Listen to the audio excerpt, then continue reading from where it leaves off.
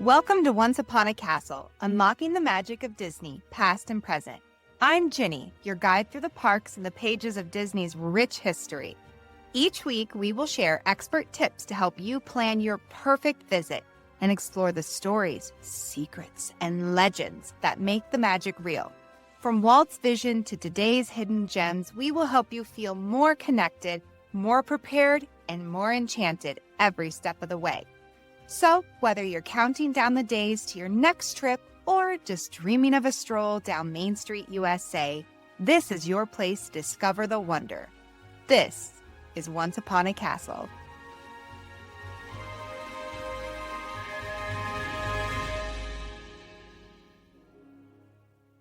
Hey everyone, welcome back to Once Upon a Castle. Today I want you to picture this with me. You're stepping through the gates of Disneyland, and there it is. Main Street, USA. The sun's warm on your shoulders, a soft breeze carries the smell of fresh churros and buttery popcorn. Just ahead, the trolley bell clangs as it rolls past. Somewhere, a ragtime piano tinkles from a shop window, and for a moment, you just pause. You take it all in. Before we dive deeper into the magic, I have to say that I have had the absolute best time preparing and researching for this episode. I have gone through rounds and rounds of editing, revising what I will share with you. Disneyland, and really more specifically Main Street, is full of history. Guys, I went down many a rabbit hole, and I wanted to share literally all the things. But I had to rein myself in. I had to remind myself of the purpose of this podcast. Once Upon a Castle is for all types of Disney fans.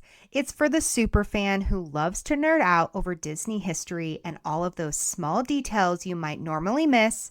It is for friends who are new to Disney, maybe planning their first trip.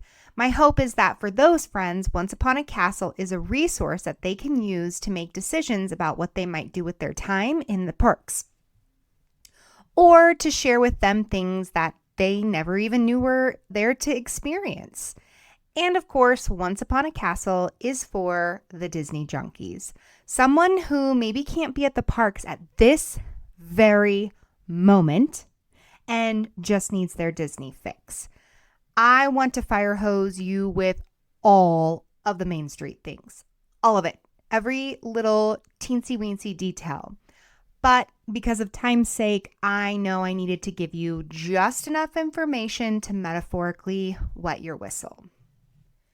However, if wetting your whistle isn't enough and you need to chug down all of the Disney history, I would suggest two of my absolute favorite podcasts. First, Distory with Kate and Kirk, and then we have The Backside of Water. Both podcasts dive deep into Disney attractions, and they're really the forces that inspired me to start this podcast. These two podcasts are what truly brought the magic to life for me. Once I started learning more about park history, my Disney nerddom took on a whole new level. My friends and family, thank you deeply. But, Once Upon a Castle is kind of like their love child. So they keep the magic alive for me, and I hope this podcast does the same for you. Now, speaking of feeling the magic, I got this review from one of you, and it really hit my heart. It said, I really enjoyed listening to this podcast. Ginny has such an easy, pleasant voice that makes it a joy to listen to. Oh, that's so nice. In the first episode, she shared how her love of Disneyland grew when she started visiting with her son, and I loved hearing about how it was the joy and atmosphere that kept her coming back. She also has her first guests on, and their conversations about Disney connect to childhood memories, nostalgia, and happiness was so relatable. It felt warm, genuine, and fun, like chatting with a fellow Disney bestie. I'm looking forward to hearing more episodes. Wowzer. Oh my gosh. Thank you so much. That was from Ellie Alice Ryder. Ellie Alice Ryder, thank you so much. Your kind words They just mean so much to me, and the fact that you took the time to leave the review means even more. Like, your time is precious and meaningful, and I just really appreciate that. And this podcast was created for me to just have fun and express myself and share my love with others. So even if just like one other person appreciates it or can find some kind of value from it, I'm literally over the moon. So I deeply appreciate you, Ellie Alice Writer. Thank you so much. If you're enjoying the show so far, I'd love your help spreading the magic like Ellie Alice Writer did. Please consider leaving a 5-star rating and writing a quick review. Tell me what you like best, how I can keep getting better, and what you'd love to know more about. Maybe like your favorite land or a must-see attraction that you want a little bit more of a deep dive on. Your feedback shapes the episodes ahead, so leave me as much as you can. I would really appreciate it. You can also reach me by email at magic@onceuponacastle.com, and I would just love to hear from all of you in one way or another.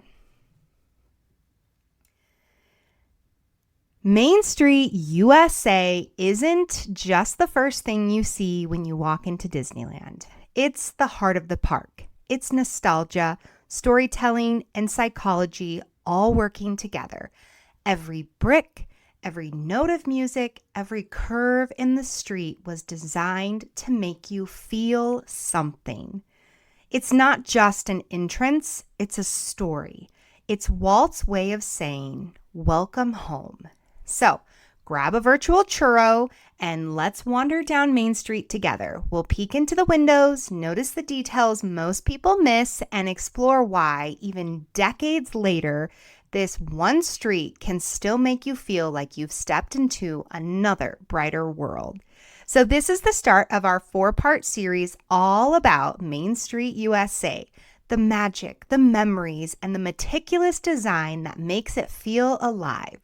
In this first episode, we'll focus on attractions, the experiences tucked between the shops and storefronts that bring the street to life.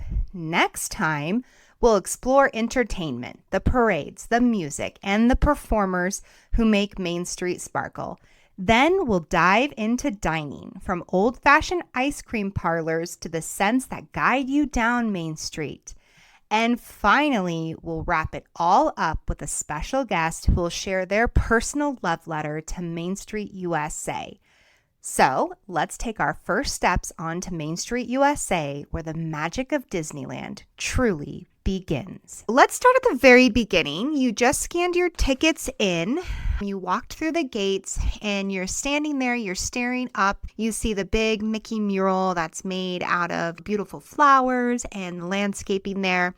And then you look to your left and you look to your right, and there are tunnels that you can go through in order to enter into Disneyland. Now, the cool thing about this is while those tunnels serve as bridges for the train to go over and it holds the train station, the tunnels are actually there with a lot more intentionality than you might think. The tunnels are actually Walt's way of bringing you into the story of Disneyland. So we know that Mr. Disney got his start making movies, and we know that he loved storytelling. So why would we expect anything less with his beloved park, Disneyland? So when you walk through the tunnels on either side, you can pick to go left or you can pick to go right. There is actually a lot of debate about that. Some people say that there is a right way or a wrong way. I don't necessarily have a preference per se, but I often tend to find myself more going left. I like to walk in that way. I don't know why. Well, I do know why, but we'll get into that in a little bit. But as you walk through the tunnels, pay close attention because you will see movie posters from some of the famous movies that Disney has created over the years. So for him, what he was trying to do was he was trying to create this illusion of if you're like in a movie theater, right? So you walk into your movie theater, which would be scanning into the gates, and you're standing there in front of the Mickey mural. And as you go through the tunnels, you are seeing all of these movie posters, which are supposed to kind of resemble and stand for like movie previews. So you're previewing all of the movies or all of the adventures, all of the possibilities that Disneyland has to offer you. And then as you step through those tunnels, the tunnels are a little dark, right? You step through the tunnels and pouring of light comes because now you're on Main Street and it's kind of like the main attraction. It's the big grand reveal and you're looking straight down Main Street. And as you get about halfway down Main Street, you can see the castle. And Walt was super intentional. He didn't want you to see the castle from the beginning. He kind of wanted to hide it from you and create this reveal moment as you continue down the street. The other thing that's really neat about Main Street is that there is also a curve that helps crowd flow, making the street feel longer and more immersive and kind of gives that cinematic pan in physical space. So one thing you'll always hear me talk about on this podcast is the intentionality of the Disneyland park. And so every curve, every turn, there's always going to be a purpose.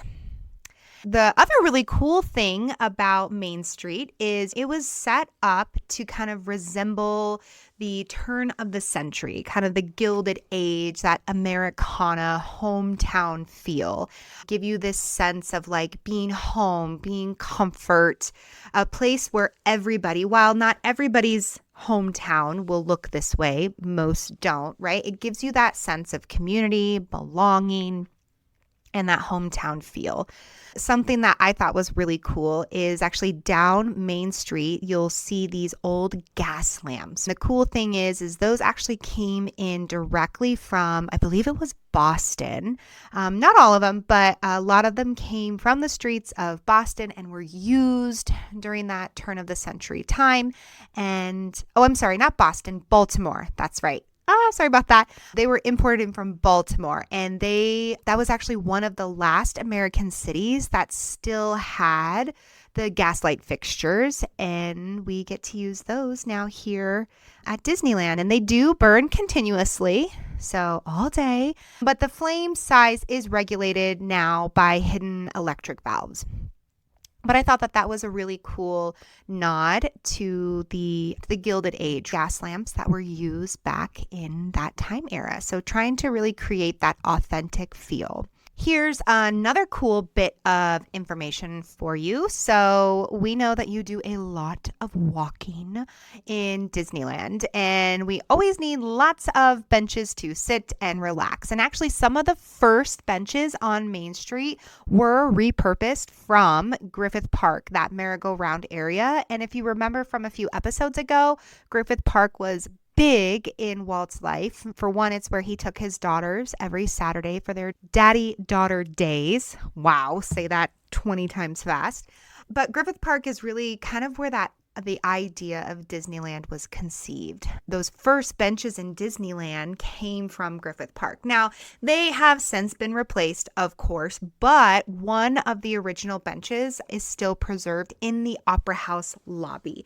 And we'll talk more in a little bit about the Opera House, but I always really think that that's cool that that's still there. So what kind of inspired Walt to build Main Street USA, and what inspired and gave him like the vision, the feel, the vibe of Main Street? Well, Walt Disney was a huge railroad fan. He absolutely loved trains, and it goes all the way back to his youth. He lived in Marceline, Missouri, and there was a train that went through there. He had an uncle, and his dad worked for the trains for a while, but he just absolutely, they fascinated him. So in 1948, he and fellow train enthusiast and one of his animators, Ward Kimball, they actually went and attended the Chicago Railroad Fair. And at the fair, Walt experienced full-scale historic trains, recreations of different historical areas, and fireworks. So this really inspired his desire for creating a Main Street USA. So while he was there, they had these areas that they kind of created their own little versions of Main Street USA, and they had that turn of the century vibe. And that fair is really what inspired Walt. Like, he wanted a Main Street, and this is kind of what he wanted it to be like and feel like.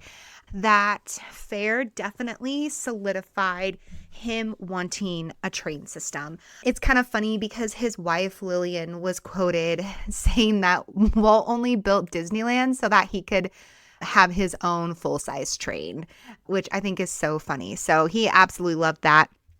At the Chicago Railroad Fair, oh my gosh, I'm going to struggle with that. Their train actually went around the entire fair.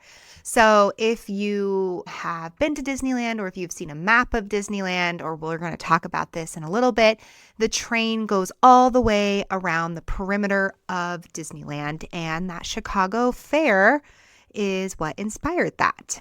So as Walt started to envision his creation for Disneyland, he brought on, we've talked about this before, a lot of his animators and friends to now become Imagineers. And one of those people that he brought on was Harper Goff. Harper Goff really helped him to develop Main Street. So Harper Goff was from Fort Collins, and a lot of Main Street is inspired from the look of Fort Collins. So the ironwork, some civic massings, the Victorian elements. If you've ever seen Fort Collins, pictures, or you've been there, you will see that Main Street USA and Disneyland really resembles that. And that was because of Harper Goff bringing his hometown to Disneyland. Main Street was also heavily inspired by Walt's boyhood hometown of Marceline, Missouri. And Marceline is what provides the emotional core. So that small town storefront rhythms, the simple two-story commercial blocks, the memory of Americana Walt wanted to evoke. So Marceline's real Main Street is a bit more modest than what Disneyland's is, and less Victorian theatrical than Disneyland. Now, Main Street is not a full-scale Main Street as you might see in your town. The Imagineers used what is called forced perspective, and you will see this throughout all Disney parks. Forced perspective is this idea that the buildings on Main Street are built using a 2/3 scale at the ground floor and 5/8 scale at the upper story. So it creates this subtle optical illusion that makes the street feel cozy and welcoming, but it also makes things seem bigger than they appear. So if you are standing on Main Street, all of the bottom areas, that's where our shops, some of our restaurants are going to be. But up in the top part, the second story, there's nothing up there. It's just empty. But when you look at it from below, it looks like it is a full functioning second floor. However, thanks to forced perspective, we get that illusion. So Walt's team, again, these are storytellers. These are movie creators. So they borrowed the technique from Hollywood set designs and not actually from architecture. And it was essentially the first movie illusionism that was applied to a permanent urban design. So the Imagineers called it emotional architecture. And their goal wasn't necessarily realism, but to evoke how a child remembers a small town street. It's idylized, it's neat, it's sunlit, it's friendly, right? So when Main Street was being built in 1954 to 1955, the brickwork was actually hand painted on plaster. So it's not real brickwork, it's hand-painted plaster. And this was done by scenic artists from the studio. Walt really pulled in everything he knew about making movies and his crews to create this very immersive experience of Disneyland. He specifically told them that he did not want the bricks to look even or symmetrical. He wanted the buildings to look slightly imperfect, that small, real town craftsmanship. You have your local masons who built these buildings many, many years ago. He wanted it to feel lived in. If you also look closely, many of the windows have this like slight warp in their panes to mimic old hand-pulled glass. I just love those attentions to detail. Walt could have thought, okay, what can I get up quick? What can I get up cheap? What can I get up easy? But instead, even though he did do it very quickly, instead he was really intentional, like thinking, how are we painting on bricks? How do I want the glass to look in the windows? And as a guest, I always think like he thought of us, the guests, and how could he create an authentic experience for us. And it's just those small details that I totally nerd out over, which is why we're having this podcast. So every land, so we've got Adventureland, Tomorrowland, Fantasyland, etc., has a clear spatial logic. It's a jungle, it's the future, it's fantasy, right? Main Street, though, was designed in liminal space, a psychological palate cleanser, which when I read this, it sent off a lot of like, oh, okay, that makes so much sense. Like, I love being in all of the lands and spots in Disneyland, but it's something about Main Street that just brings me so much peace. And it's like I get to that area and I'm just cozy and I'm like, oh yeah, now I can kind of relax. I can slowly wander and it's like, wow, that was literally the point of this area, right? Was to like cleanse the palate. So Imagineer John Hench actually called it the decompression chamber. That's what he called Main Street. And it lets guests transition, I guess, from the chaos, right, of adventure and fantasy and the future to just calmness, something that is familiar, something that's cozy, something that's friendly.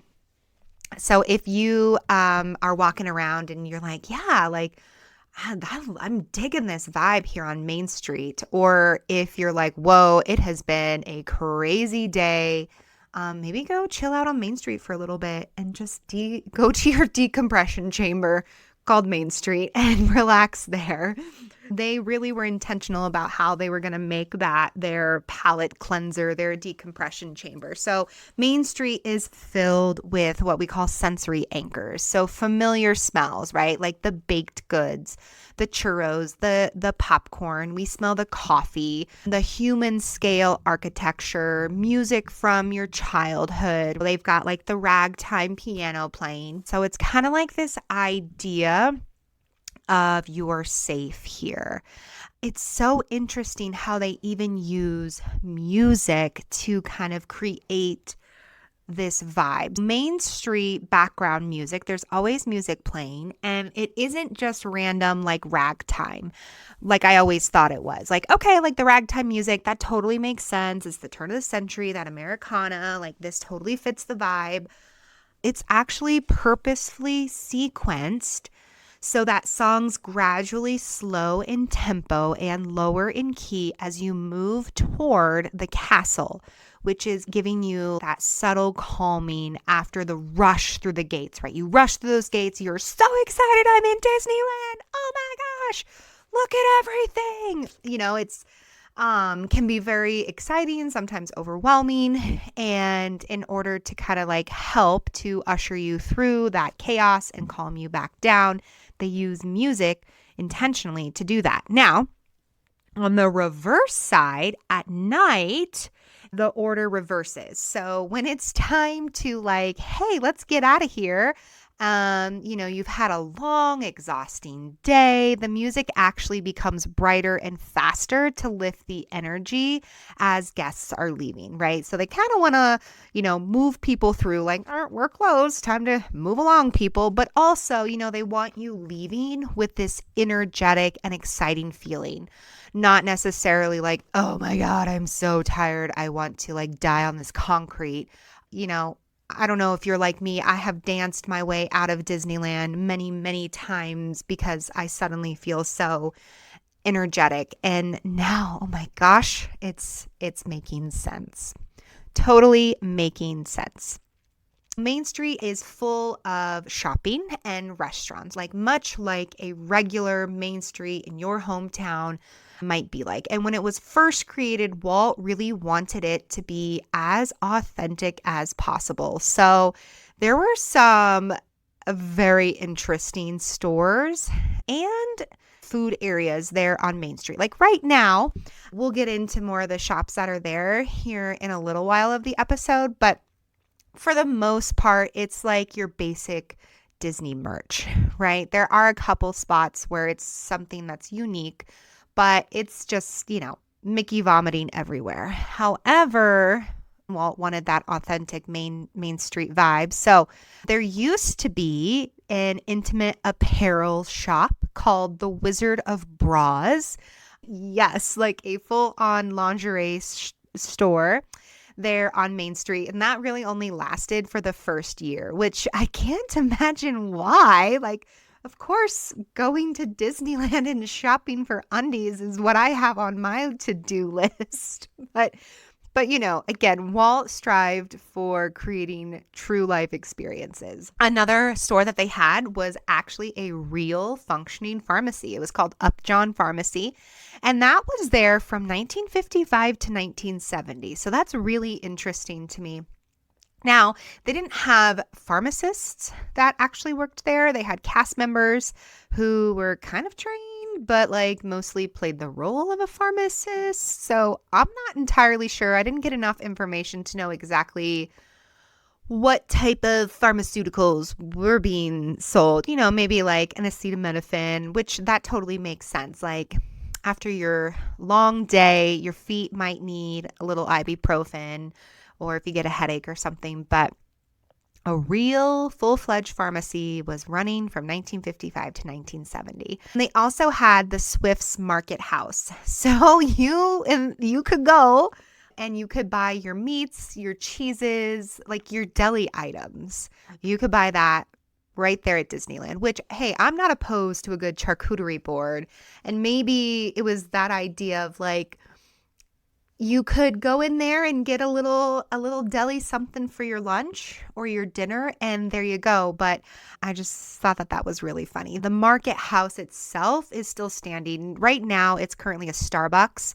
You'll see the market house sign. So think back in the day, they used to have like a deli counter, and you could just go in there and get your slab of meat and some cheese from Disneyland. And actually that one lasted for quite a while too, from 1955 to 1970. The other thing that they had, another store, is they had W.R. Story's Book and Tobacco Shop. So that was actually only there for 2 years, from 1955 to 1957.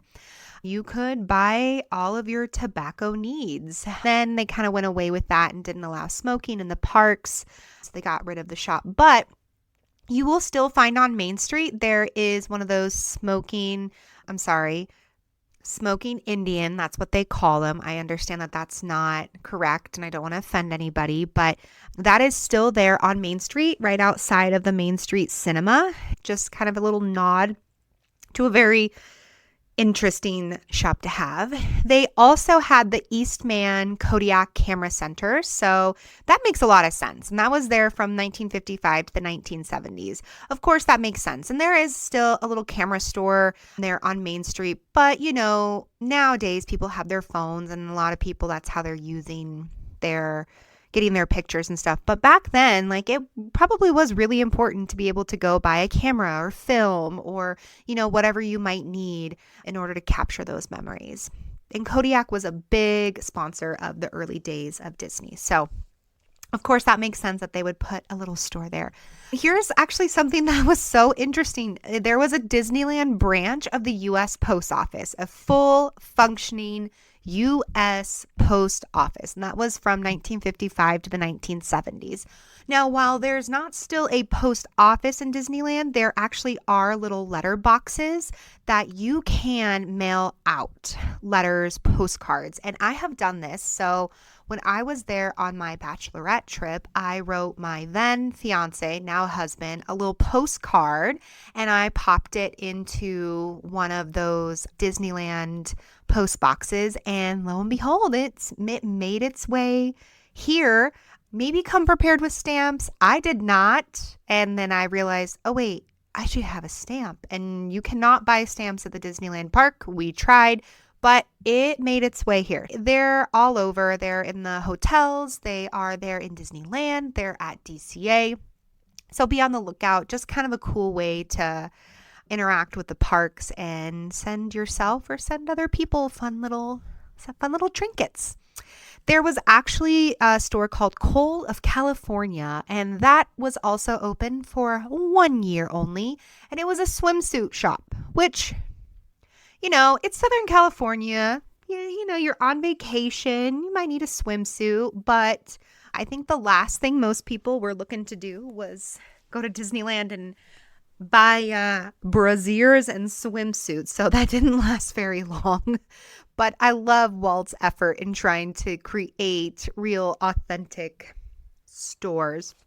One of the coolest things that I found interesting about the early Main Street days was they actually had a functioning Western Union telegraph counter. And guests could send real telegrams out from that place. Now, there is no more telegraph center. That's not there anymore. However, there is the telegraph window, and that can be found on the east side of Main Street. And that's kind of like between Market House, which is the Starbucks now, and the Disney and Clothiers. And you can hear, you got to listen closely, but you can hear the sound of clicking Morse code. And actually, it is telling us something. It's not random. It is Morse code for Walt Disney's dedication speech that he gave on the opening day of Disneyland, July 17th, 1955. So if you've never heard that, go try to find that and take a listen. Main Street in the good old days was a very interesting, bustling place. So let's start to get into some of the attractions there on Main Street. And of course, I would be remiss if we did not start with the train station. So we knew that Walt Disney absolutely had to have a train and a train station at his Disneyland park. The train is actually built 1/8 scale, and there are 4 main locomotives, and each one was named and themed to represent a specific era of American railroading. And they even age visually to match their themed time period with differences in paint, brass trim, lettering styles. So when Disneyland opened in 1955, the trains actually did not belong to Disneyland at all. They were part of Walt Disney's personal company, the Santa Fe and Disneyland Railroad. Yes, my friends, he opened his own railroad company. Walt actually owned the trains himself through a private corporation, and that was called Retlaw Enterprises.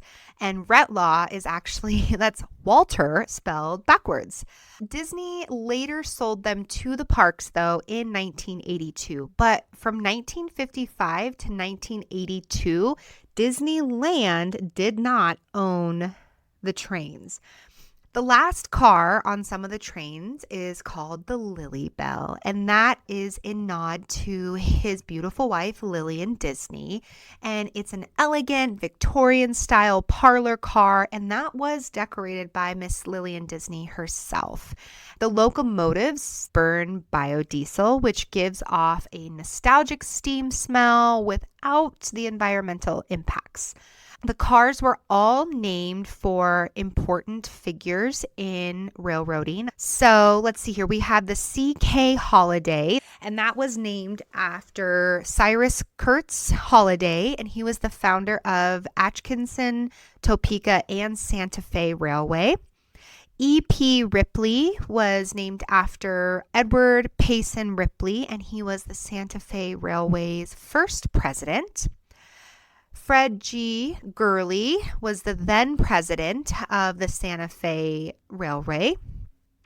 Ernest S. Marsh was another Santa Fe Railway president, and Ward Kimball was one of Walt's 9 old men. He was a good friend of Walt, and as we said earlier, an avid train lover, and he's the one that went with Walt to the Chicago Railway Fair and kind of helped to solidify this idea of, oh yeah, I'm getting a railway in my park.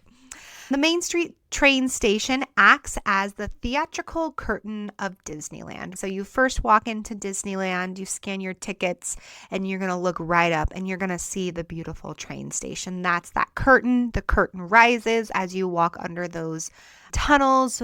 In the tunnels, you're seeing the preview movie posters, and then out onto Main Street where the show begins. Your adventure begins. All right, we have tackled Walt's favorite place in the park. Now let's actually go to the right. And to the right, we will see the Opera House. Now, the Main Street Opera House was one of the first buildings constructed in Disneyland. It was originally used as a lumber mill during the park's construction. The woodwork needed for constructing much of Main Street and other areas was processed there at the Opera House. For some years, even after Disneyland opened in 1955, the Opera House did not host a formal theater, production, or fixed shows. It was more of like a multi-purpose space, behind-the-scenes support, promos, displays. In 1963 to 1964, the Mickey Mouse Club headquarters was there at the Opera House. And a kind of cool fact is Main Street actually had one of the first synchronized lighting control systems in the US. And when Disneyland opened, all of the lights on Main Street, the lamps, the windows, the signage, could be dimmed or brightened together from a central control board that was located there at the Opera House basement. This allowed for smooth transitions from day to night without anyone flipping individual switches. I can't imagine like having to be the person running around flipping all these switches. So this became actually a prototype for future show lighting systems used across the Disneyland park. So that was something that was housed there in the Opera House. Now, what the Opera House has been known for and is most popular for was in 1965. It took on its defining show, Great Moments with Mr. Lincoln.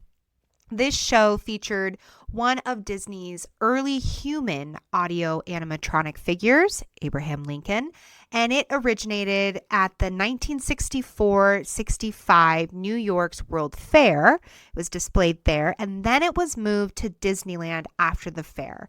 And from that time, that building has been more or less used as a theater or like exhibit area, featuring Mr. Lincoln along with rotating exhibits and displays tied to Disney history. So when you first walk in to the Opera House, right away, you're actually going to run into one of the benches from Griffith Park, along with a carousel horse, a popcorn stand, and a big, beautiful picture of Walt Disney at Disneyland. Then you'll take a right, and that's like where that exhibit area is. Right now, there is an amazing exhibit about Disneyland's 70th anniversary. It's kind of the history and the creation of Disneyland. Lots of amazing photographs and cool artifacts. They bring things out of the archives and the Disney Family Museum. I've also been in there. I've seen... one of my favorites was the Haunted Mansion exhibit that they did.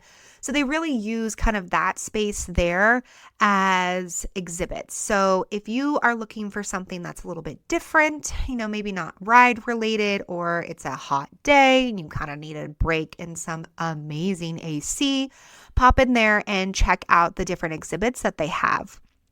Now, right now, it is hosting a special exhibit in the theater. So now we have, instead of Great Moments with Mr. Lincoln, we have Walt Disney A Magical Life, which is what people are now knowing as the Walt animatronic. So there is a new human audio animatronic that is made to resemble Walt Disney himself, and the show tells his story. Now, eventually, it said that the Great Moments with Mr. Lincoln and Walt Disney A Magical Life, they're meant to rotate, but they're not quite there yet. But amazing shows that you can go in and see.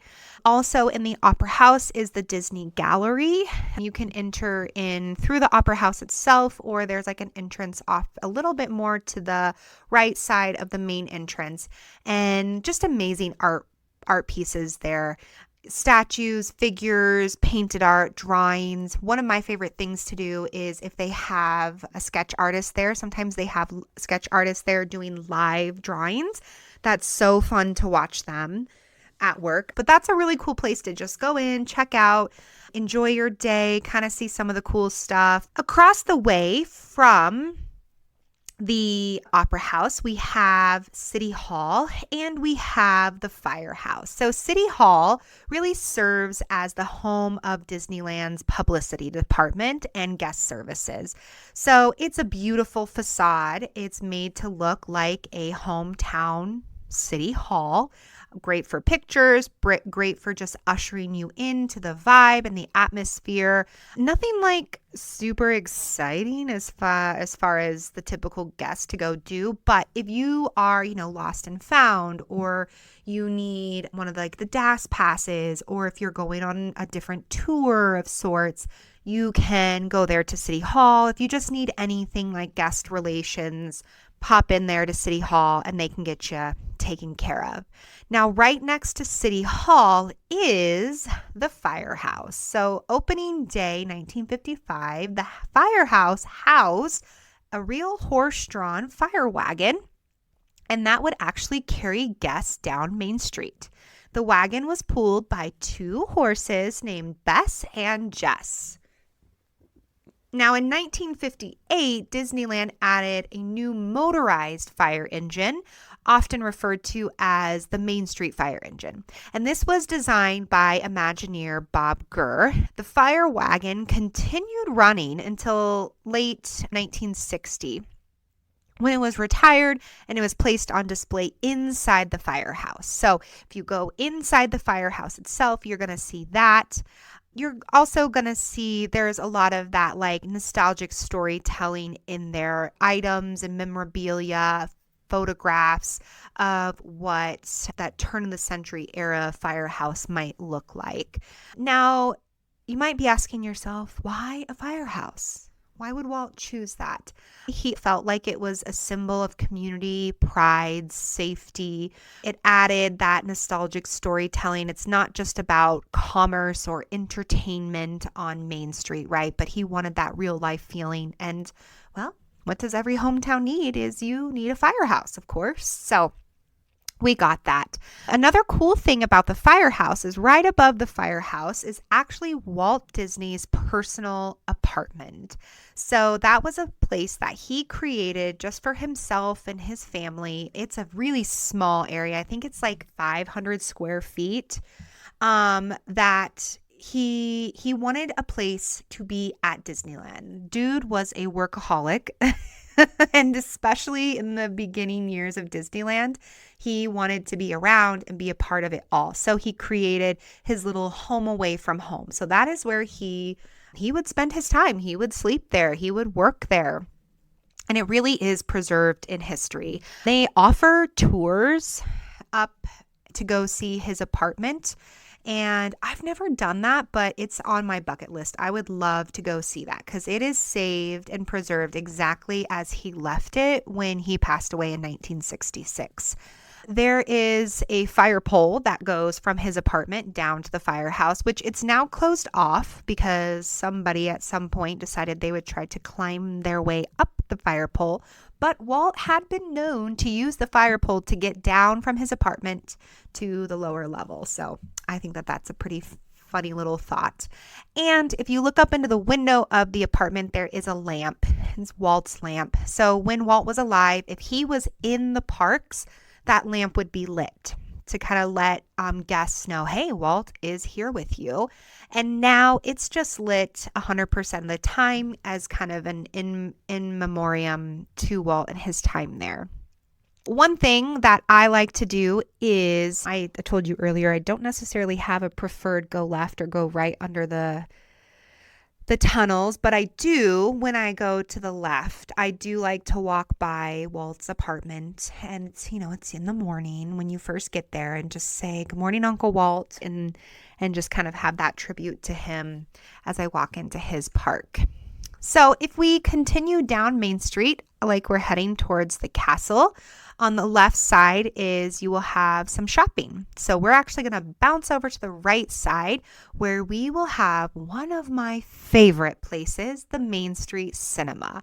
So it's a living archive. It's connecting guests to Disneyland in the beginning of their animation. You can see those original Mickey shorts playing in there.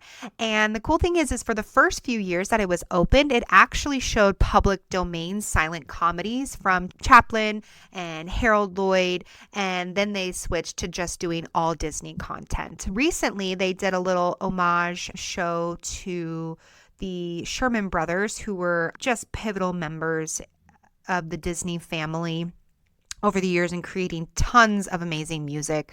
The Tiki Room, It's a Small World, like the list goes on and on. But for the most part, they share little Mickey Mouse shorts. So it's a great place to step into. They have benches in there. It's always air conditioned. It's calm and quiet. It's just a great place to rest and relax. Do your nod back to the OG, what it all started with, right? It all started with a mouse, and it's so fun. A lot of times we don't get to see those, especially if you grew up, before Disney Plus. Seeing those didn't really happen all that much. So it was always nice to go and watch those.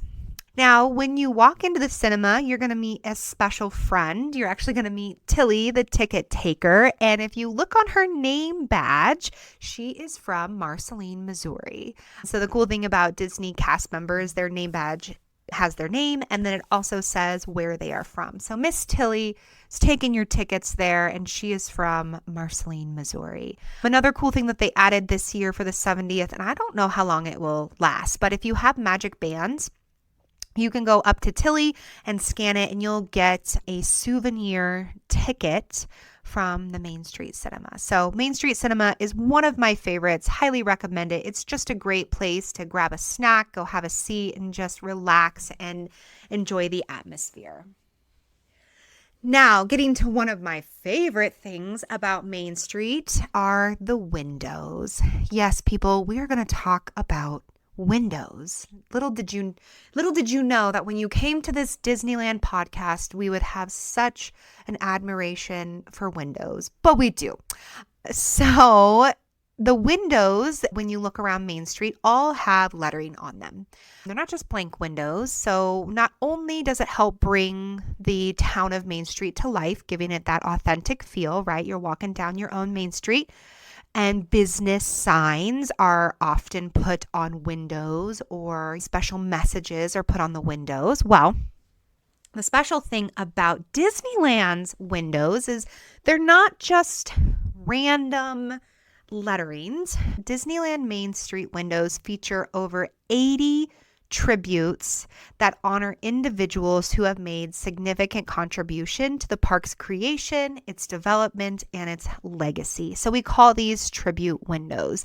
So some of the tribute windows that you might see, they have fun little play on words, or they try to play towards whatever that the person that it's honoring, what were they good at? What did they do for the parks? On the window, it says Ex Atencio, the musical quill, lyrics and librettos by Ex Atencio.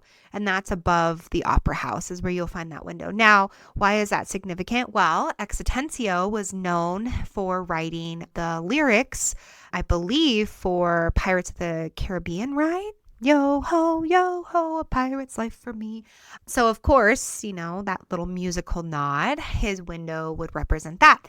Then we have a window that is dedicated to Wally Bogue. And Wally Bogue was a performer. It was like a vaudeville style performer at the Golden Horseshoe Review that was there in Frontierland. So, Wally's window reads Wally Bogue Golden Vaudeville Routines, Wally Bogue Prop.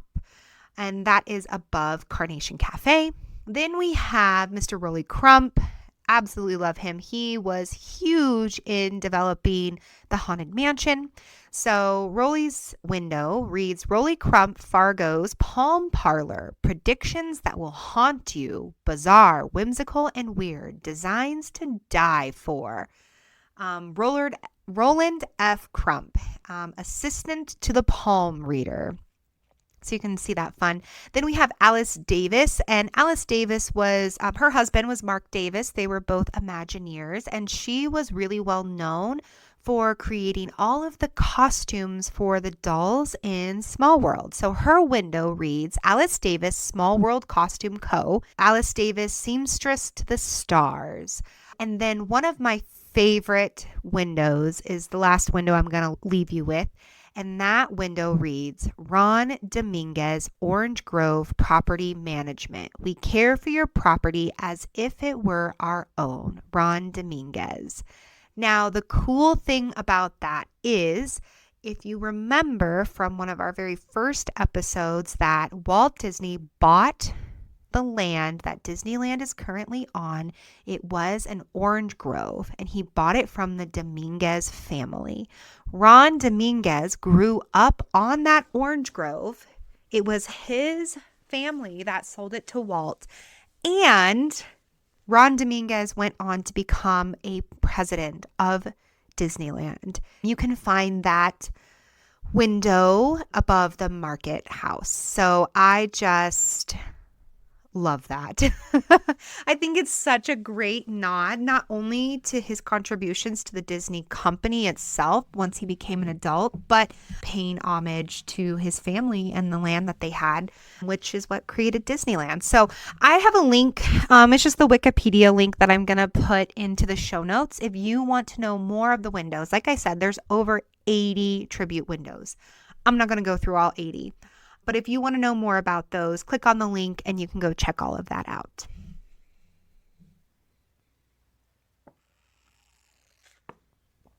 As far as attractions go, last but certainly not least, we have the Main Street vehicles. So these operate primarily in the morning through the early afternoon when the crowds are lighter and they can kind of navigate down Main Street in a little bit of a safer manner.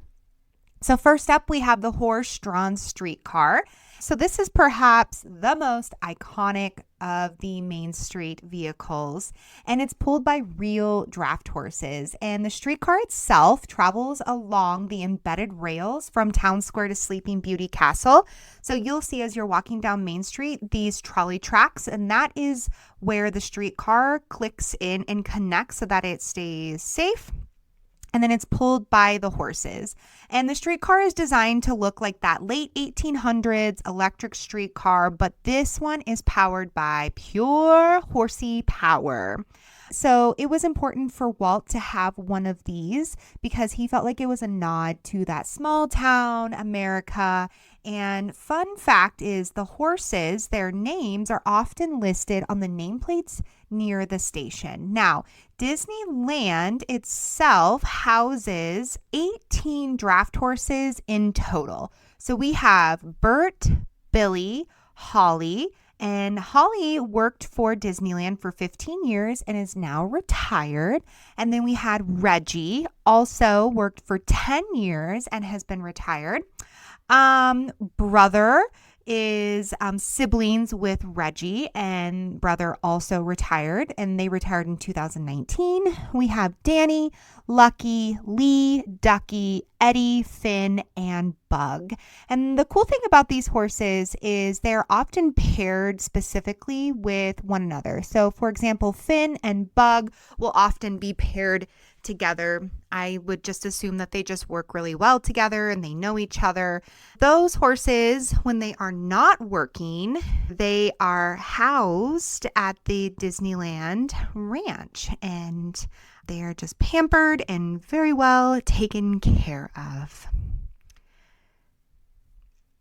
So on any given day, about 4 of the horses are active in the park with 2 at a time, and they work shifts that are about 2 to 3 hours in length.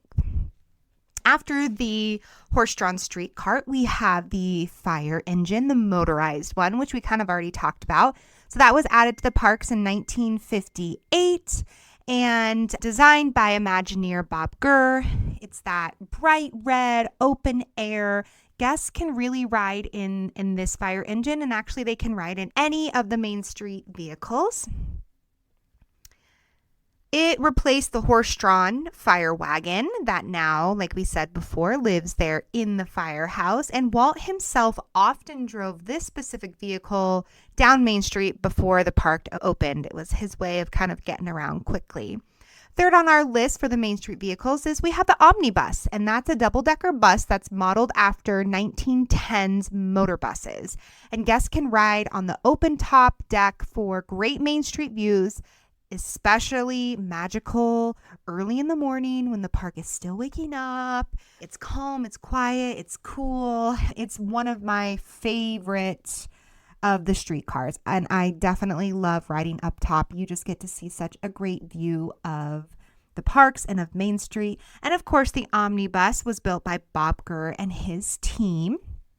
Then we have the horseless carriage, and that is really a early 1900s style motor car, and it's all authentic reproductions.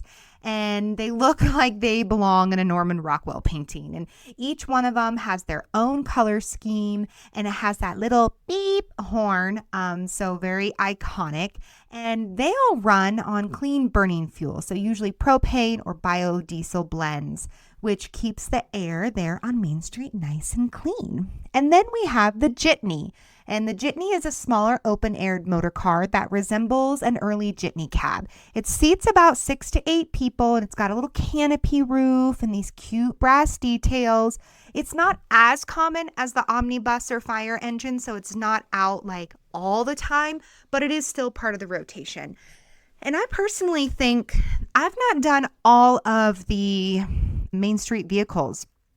I actually, now that I think about it, I think I've only ever personally ridden on the horse-drawn street cart and the omnibus. I don't know if I've done the other 3, so I'm going to have to add those to my to-do list for sure.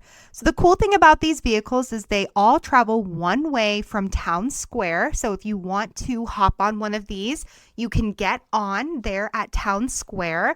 That's kind of between the Opera House and City Hall.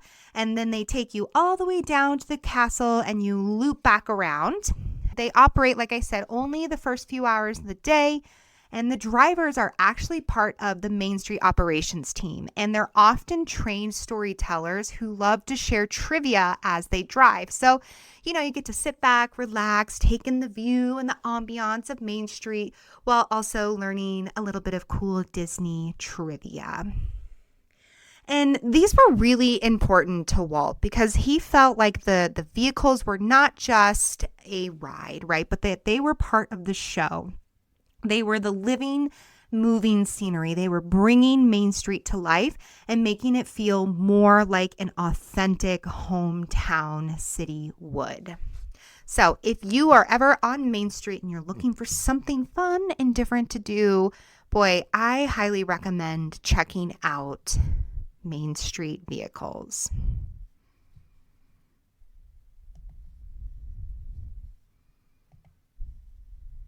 All right, now let's go shopping. We talked earlier about some of the cool shops that line the streets of Main Street in the yesteryears, but let's talk about what is there currently. So there's the Emporium. That's at the very beginning of Main Street, and that is one of the largest stores on Main Street, and it just features a wide selection of Disney merchandise, including apparel, toys, souvenirs. We also have Disneyana, and Disneyana is a shop offering collectible Disney art, limited edition prints, and vintage inspired merchandise. We have Candy Palace and Candy Kitchen, and that is a yummy little candy shop where you can watch homemade treats being made, including caramel, apples, fudge, saltwater taffy. So you can watch it being made, and then you can also get all of your little sweet treats there at the Candy Palace and Candy Kitchen. There is the China Closet, and this is just a tiny little area, but it's a boutique offering fine china, porcelain figures, and elegant home decor. It's one of those you walk in, I walk in, I put my hands in my pocket so I don't break anything, but it's a fun little place to go in and check out just some of the cool little things that they have in there. There's also Crystal Arts, and that is another shop showcasing exquisite glass art, including hand-blown glass pieces, and you can do personalized gifts there. Another place where it's one of those look, don't touch for me, but it's always really cool to see what they come up with, and everything in there is just so pretty and sparkly and shiny. It's such a fun place to go in and check out. Then we have the Main Street Magic Shop. So that's a whimsical store offering magic tricks, cute little novelty items, and a variety of magical merchandise. Then we have the Disney Clothiers, and that is a boutique featuring vintage inspired apparel. You've got your hats and dresses and accessories, so just some cute Disney clothing there. You also have the Main Street Pin Shop, and so if you are a pin collector or looking to get into pin collecting, that's a nice little haven for you to go check out. They also have lanyards there that you can buy. We also have the 20th Century Music Company. So it's a shop offering Disney soundtracks, CDs, vinyl records. If you're really into that, you could go in. That's a great place to get some souvenirs or collectible items. We also have the Mad Hatter. That's kind of located right next door to the Opera House, and it's just what it sounds. It's all hats and ears. You can actually go in there if you want to get some things embroidered, or they also, I believe, do clothing embroidery too. So if you find like a shirt or a sweatshirt or something, you can take it in there and they can embroider it that way. There's New Century Jewelry, so some fine, pretty jewelry. I also believe that there's a Pandora, if you're into Pandora. So if you want something that's a little bit nicer in jewelry, you can stop by New Century Jewelry that's located there on Main Street. And then I think a lot of people know about this one, the Silhouette Studio. You can pop in there and have a silhouette of yourself done, or it's also fun to just watch people have theirs done. Kind of cool to see the process. Another great option for souvenirs, right? Then another cool one is at the very end of Main Street is Plaza Point, and that is a Christmas shop. So all of your little Christmas ornament desires, Disney inspired, just live right there at the Plaza shop, and that is year round. The Futurosity shop is also there on Main Street. Again, just kind of more Disneyland merchandise type thing. So the cool thing about all of these shops is they are actually all connected. So on either side of Main Street, if you're on the left side of Main Street, you can first walk into the Emporium and you can make your way all the way through to the very end of the shops on Main Street that kicks you out right around Refreshment Corner. But you can go through all of those shops that I just mentioned on the left side and stay inside. It's kind of nice because then you're not having to pop in and out on Main Street and kind of deal with crowds that way. Also, when it's a hot day, that's a great place. Like, let's just walk through the stores and stay cool. Now, if you're on the right side of the street, you're going to walk into, I'm trying to think of it.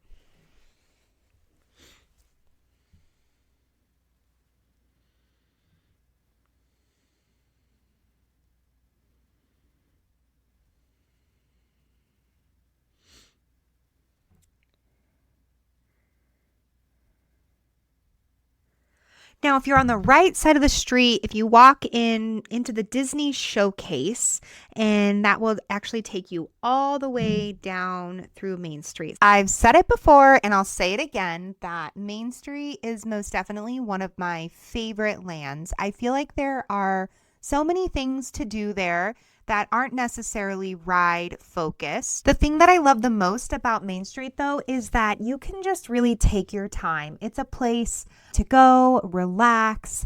It's great first thing in the morning. I personally love it first thing in the morning. I love to go and watch all of the performers when they come out.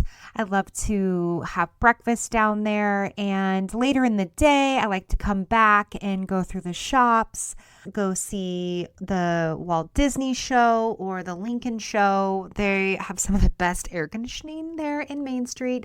But it's just such a fun place. It's unique, it's different, and it's definitely a place that I would not skip on my trip. You might skip Main Street as you just simply walk through, right? Like people, I think, can just see it as a place to get from point A, which is the entrance of the gates, to point B, which would be the castle, and then on to the different lands. But Main Street is full of so many cool things. I have literally spent many a trip just hours down there.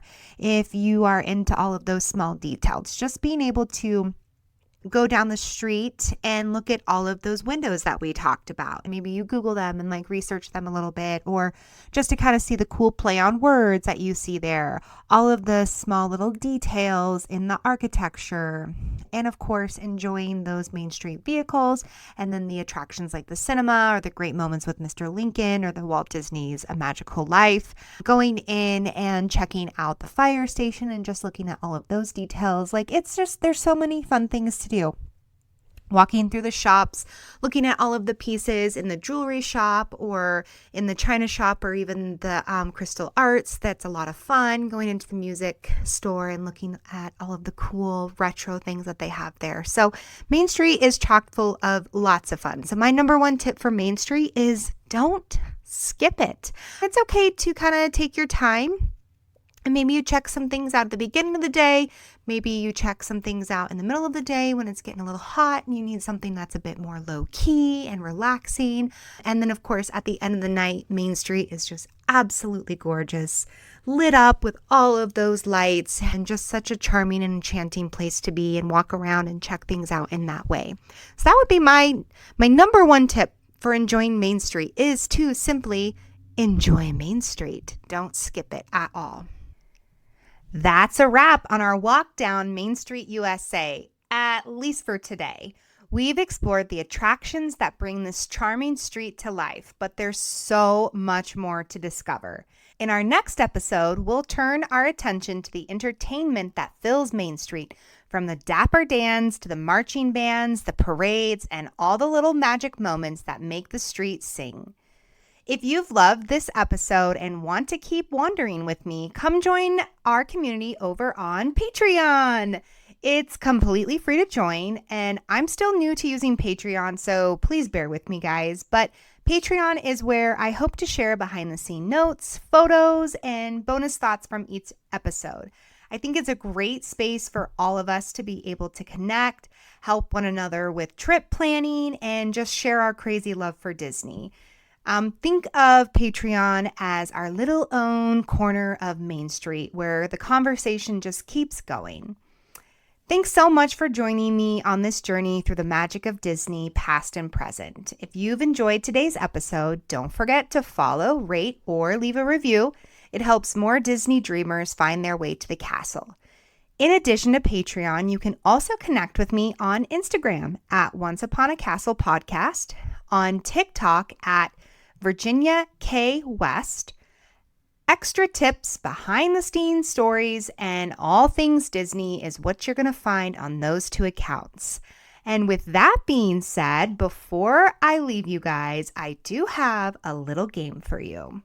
We are going to play a round of Kiss, Marry, Poison with the attractions on Main Street.